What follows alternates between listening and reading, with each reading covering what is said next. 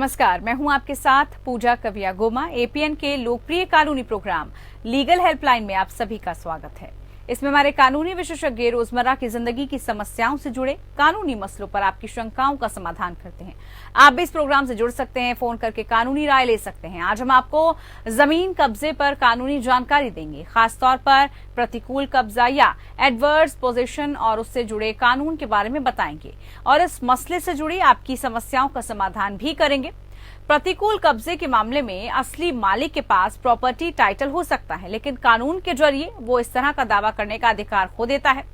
दरअसल limitation act 1963 कानून का अहम हिस्सा है, जो प्रतिकूल कब्जे का ही विस्तार है। इस कानून में निजी संपत्ति के लिए 12 साल और सरकारी संपत्तियों के लिए 30 साल की अवधि होती है। इस दौरान आप संपत्ति का मालिकाना हक ले सकते हैं।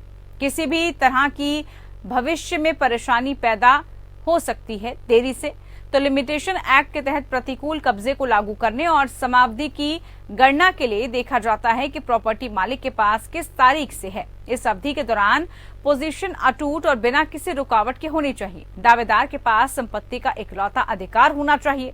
हालांकि लिमिटेशन पीरियड में उस वक्त को शामिल नहीं किया जाता जिसमें मालिक और दावेदार के बीच लंबित मुकदमेबाजी है। हालांकि नियम के कुछ अपवाद भी हैं। अगर संपत्ति का मालिक नाबालिग है, उसकी मानसिक स्थिति ठीक नहीं है या फिर वो सशस्त्र बलों में काम कर रहा है, तो संपत्ति पर कब्जा करने वाले प्रतिकूल कब्जे का दावा नहीं कर सकते। उच्चतम न्यायालय ने भी कहा है कि वादी प्रतिकूल कब्जे के आधार पर संपत्ति पर कोई अपना दावा कर सकता है। गौरतलब हो कि राम जन्मभूमि फैसले के एक हिस्से में प्रतिकूल कब्जे के आधार पर जमीन के मालिकाना हक को हिंदू पक्ष को दे दिया गया था। ये तो कुछ बुनियादी जानकारी हमने आपको बताई। प्रतिकूल कब्जा या एडवर्स पोजीशन और उससे जुड़े कानून की ज्यादा जानकारी देंगे हमारे आज के कानूनी विशेषज्ञ अधिवक्ता उदित गुप्ता जी। आप फोन करके कानूनी जानकारी प्राप्त कर सकते हैं। टेलीफोन नंबर्स आपकी टेलीविजन स्क्रीन पर इस वक्त फ्लैश हो रहे हैं। इन नंबर्स पर कॉल करके आप जमीन कब्जे से जुड़ी कानूनी जानकारी प्राप्त कर सकते हैं।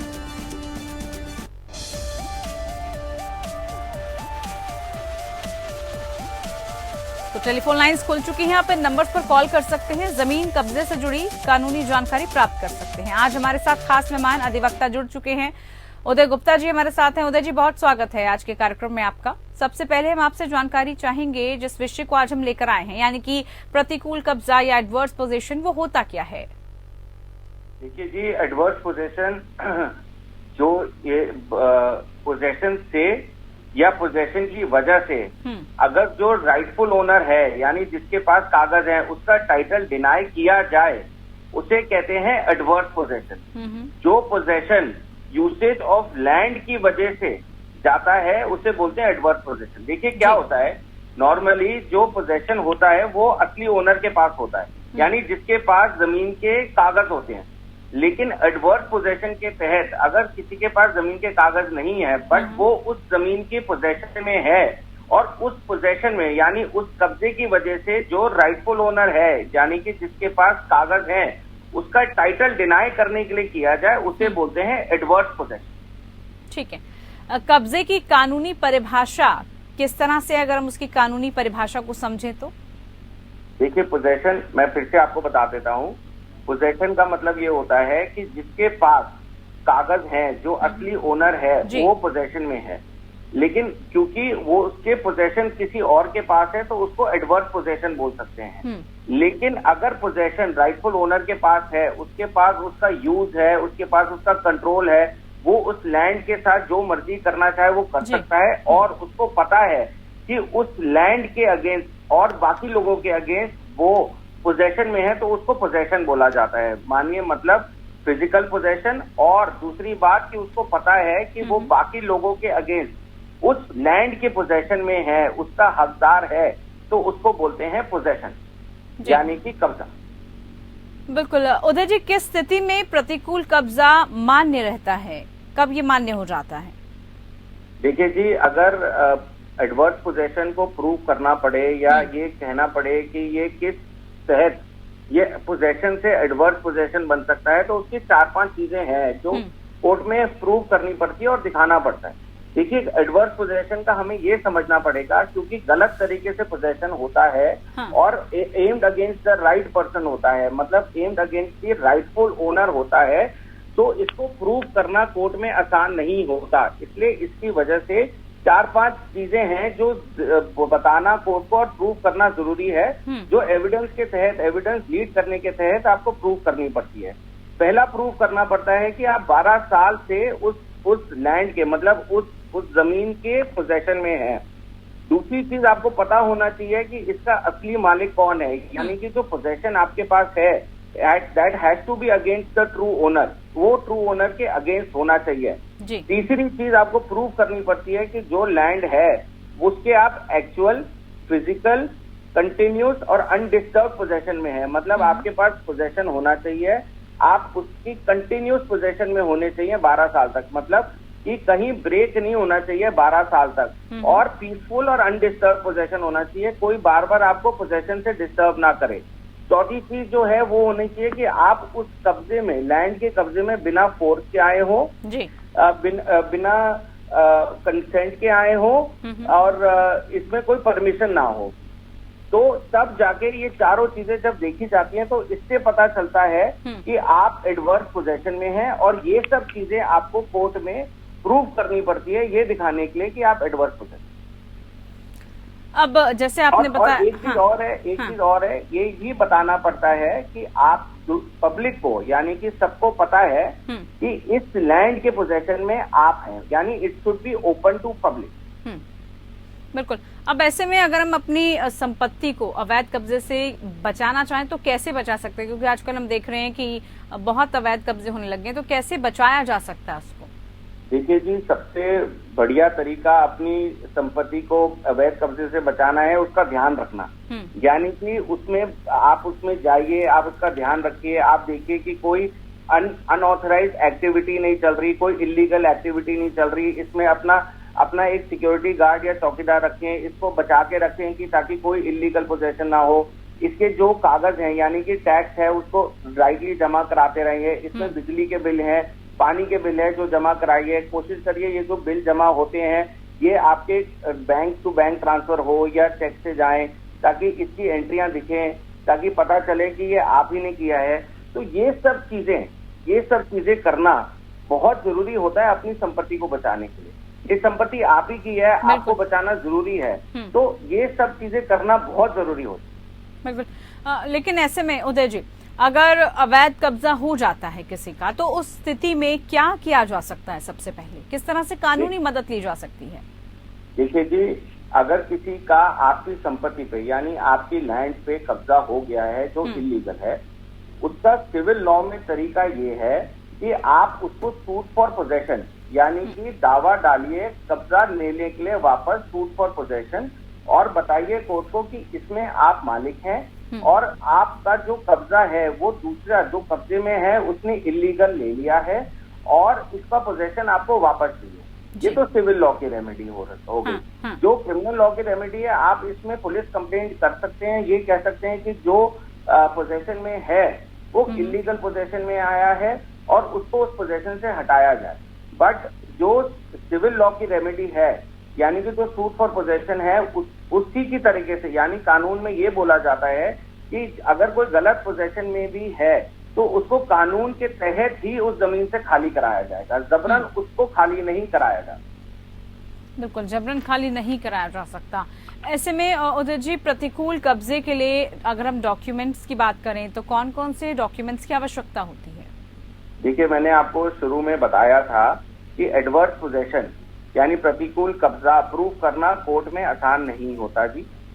ये मैंने आपको बताया था कि ये comments in wrong and aimed against right होता है, मतलब स्टार्टिंग गलत से होती है और राइटफुल ओनर के अगेंस्ट होती है। तो इसके लिए कागज जो है, वो सबसे बड़ी चीज ये है कि प्रॉपर्टी का टैक्स जो आप दे रहे हैं वो है, और दूसरी बात आप इसमें बिजली का बिल दे रहे हैं, पानी का बिल दे रहे हैं, और अगर आप इसमें कोई बिजनेस कर रहे हैं प्रॉपर्टी में तो उसकी रजिस्ट्रेशन के कागज हो, इसमें इनवॉइसेस हो जो यहाँ से आए हो, या कुछ चिट्ठियां हो जो आई हो गई हो, जिससे ये दिखाता हो कि आप पोजेशन में।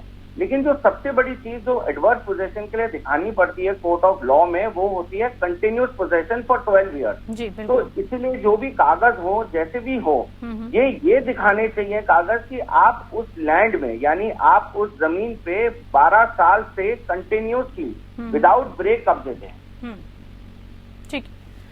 अगर किसी ने भी प्रतिकूल कब्जा का दावा किया तो फिर क्या किया जा सकता है, जैसे अभी आप बता भी रहे थे इसको लेकर? देखिए जी, जब कोई प्रतिकूल कब्जे का यानी एडवर्स पोजेशन का दावा करता है, तो जो एडवर्स पोजेशन प्रूव करने के लिए करना पड़ता है वो ही डिफेंस में उसके अगेंस्ट करना पड़ता है। यानी हमें ये दिखाना पड़ता है कि वो 12 साल मानी 12 ईयर्स से पोजेशन में नहीं है, उसका एक्चुअल फिजिकल कंटिन्यूस पोजेशन नहीं है, यानी कि वो ब्रेक में पोजेशन पे है। तीसरी चीज ये भी दिखानी पड़ती है कि अगर वो पोजेशन में गया है तो वो हमारी परमिशन से गया है, विदाउट परमिशन नहीं गया है। चौथी चीज ये भी है कि ये भी दिखाना पड़ता है कि हमें पता नहीं था कि वो पोजेशन में है। और पांचवी चीज ये भी दिखानी पड़ती है कि वो एक्चुअली उस चीज के पोजेशन में नहीं है, यानी कि वो उस पोजेशन में बोल रहा है बट वो एक्चुअली में उस चीज के कब्जे में नहीं है। तो जो एडवर्स पोजेशन के लिए प्रूव करने के लिए चाहिए होता है, उसकी कॉन्ट्ररी एडवर्स पोजेशन को डिफेंड करने के लिए भी। बिल्कुल। बात आज हम लीगल हेल्पलाइन में कर रहे हैं अवैध कब्जे की, और उसी को लेकर आगे सवालों का सिलसिला जारी रखते हैं। उदय जी, अगर एक व्यक्ति जिसे अपनी संपत्ति पर अत्याचार या अवैध फैलाव का डर होता है, वो पुलिस के पास अपनी लिखित शिकायत दर्ज करा सकता है क्या? बिल्कुल करा सकता है जी। पुलिस जो होती है वो आम आदमी के असिस्टेंस के लिए होती है।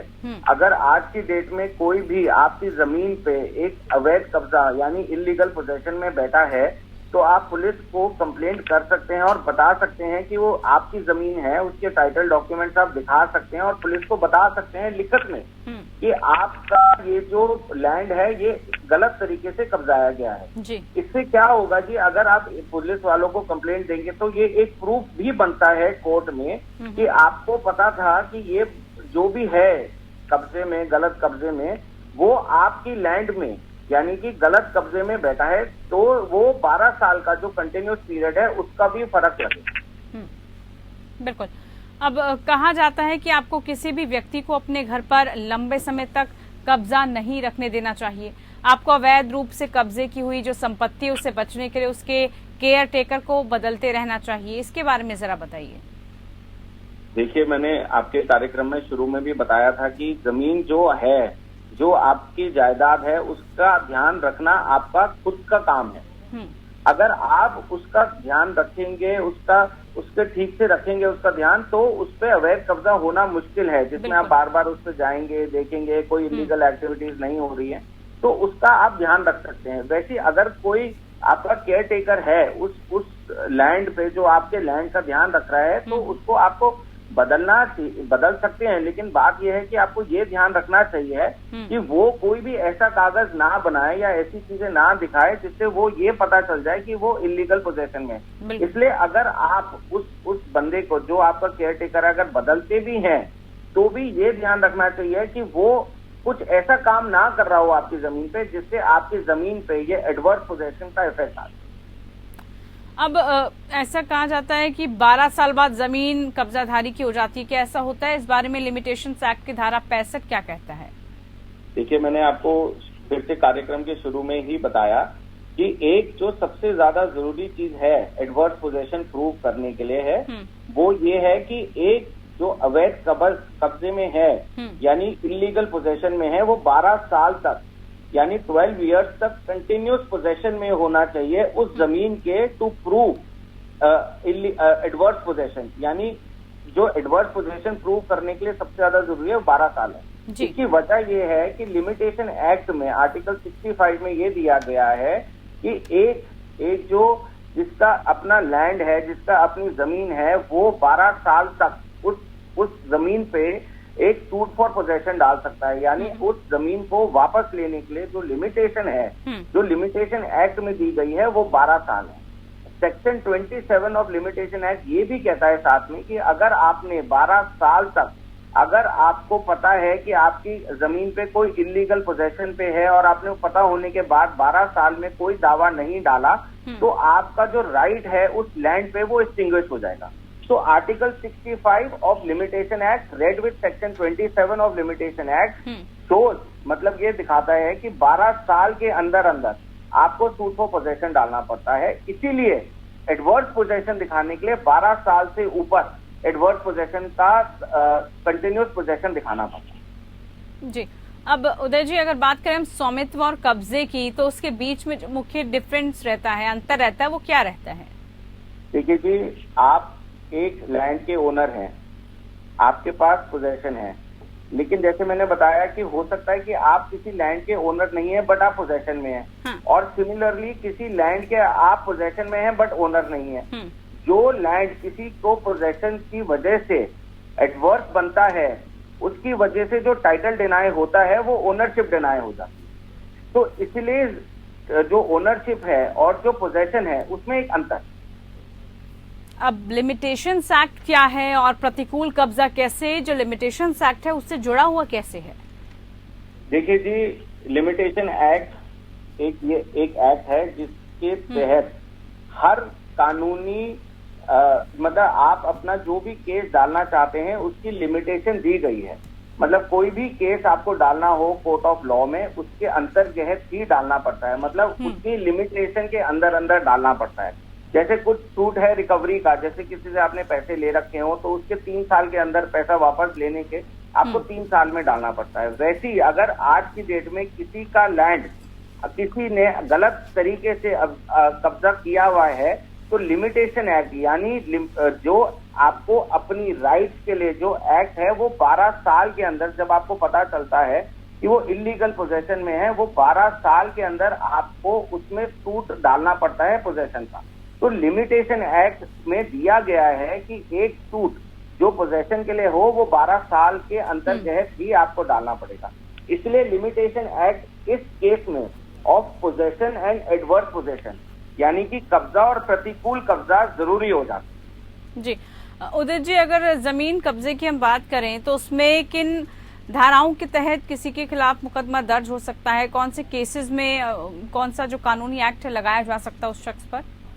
देखिए, अगर कोई आपसे कब्जा आपके गलत तरीके से कब्जा करा हुआ है तो अगर आपको उसको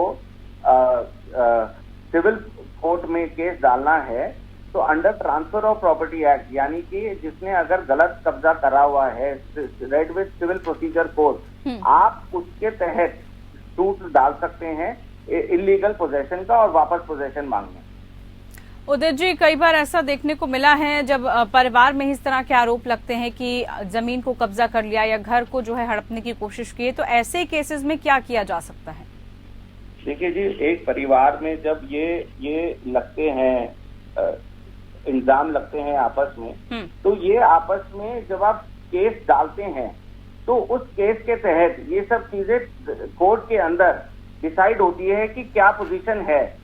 इलीगल पोजेशन और एडवर्स पोजेशन पे 2 अलग अलग चीजें हैं। आप अपने फैमिली के खिलाफ एडवर्स पोजेशन नहीं मांग सकते। आप जो एडवर्स पोजेशन मांग सकते हो वो अगेंस्ट जो आउटसाइडर है उसके अगेंस्ट मांग। जी उदय जी, अगर हम एक स्टेट से दूसरे स्टेट की बात करें तो क्या ऐसा भी है कि अगर किसी दूसरे राज्य में रहकर अवैध कब्जा कर लिया तो उसके लिए क्या कानूनी प्रक्रिया कुछ अलग हो जाती है? नहीं जी, ये कानूनी कब्जे की जो प्रक्रिया है कि जो एडवर्स पोजेशन की है ये सेम ही रहती है, बट लॉ क्योंकि लॉ सेम है, लॉ एडवर्स पोजेशन का जो आपको लिमिटेशन एक्ट के तहत चलता है वो सेम है, तो राज्य से राज्य में फर्क नहीं है। ये मैंने जैसे आपको अभी कार्यक्रम के शुरू में बताया था कि जो हमारी कंडीशंस हैं एडवर्स पोजेशन को प्रूव करने की वो तय है जी, और उन्हीं के तहत या तो आप जब केस डालते हैं वो प्रूव करने के लिए या आप जब डिफेंड कर रहे हो तो वो चीजें जो आपकी कंडीशंस हैं उसके तहत ही हो सकता है। ठीक है, बिल्कुल। आपने तमाम जानकारी उदित गुप्ता जी आज हम तक पहुंचाई, बहुत शुक्रिया आपका, आप जुड़े हमारे साथ। तो लीगल हेल्पलाइन में आज हमने बात की अवैध कब्जे, अवैध जमीन से जुड़ी हुई। फिलहाल के लिए खास पेशकश में इतना ही, मुझे दीजिए इजाजत, नमस्कार।